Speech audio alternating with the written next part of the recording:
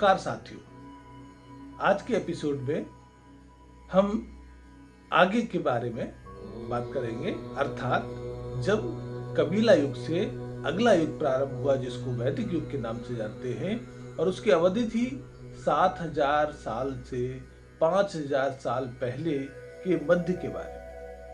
इस युग में जब लोगों को भोजन की समस्याओं का समाधान हो गया, क्योंकि जो कबीला युग था उसमें कृषि होना प्रारंभ हुई, तो ये आहार की समस्या का समाधान हुआ। तो कुछ लोगों ने अपने जीवन को नई नई खोजों के बारे में समर्पित कर दिया। वो घने जंगलों में जाके उन्होंने तप किया, साधना की और उन विषयों के बारे में नई नई जानकारियां संकलित की। जैसे कुछ लोगों ने खगोलीय घटनाएं, जो चंद्रमा, सूर्य, पृथ्वी की गतियां और जो पड़ने वाले ग्रहण थे उनके बारे में खोजें की।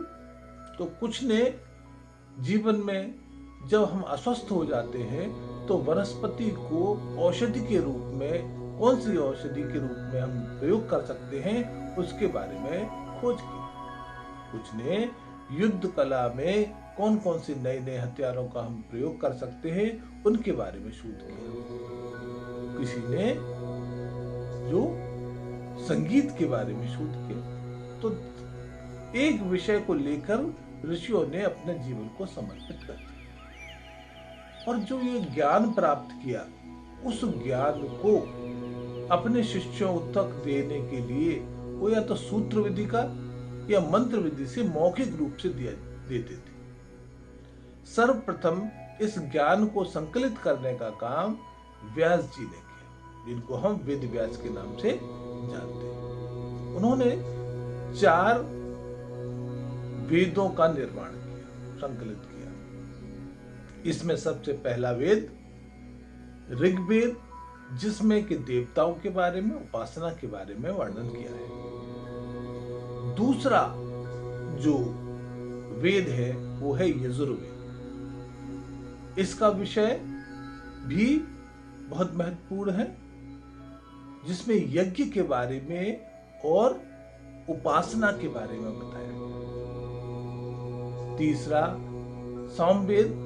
सामवेद में संगीतमय मंत्रों के बारे में और वैदिक कर्म कौन से हैं, कौन से श्रेष्ठ कर्म हैं, किन्हें करना चाहिए किन्हें नहीं करना चाहिए, इनके बारे में वर्णन किया गया है। और चौथा और अंतिम वेद था अथर्ववेद। ये जो अथर्ववेद है इसमें कोई विषय छोड़ा नहीं गया जिसके बारे में वर्णन नहीं किया गया। चाहे वो पारिवारिक संबंधों में जो विवाद होते हैं उनको किस तरह से बचा जाए, एक सुखमय आनंदमय जीवन किस तरह से जिया जाए, बीमार होने पर कौन सी औषधि के रूप में हम वनस्पति का प्रयोग करें। नारी के बारे में भी बताया गया कि पुरुष की सच्ची मित्र होती है।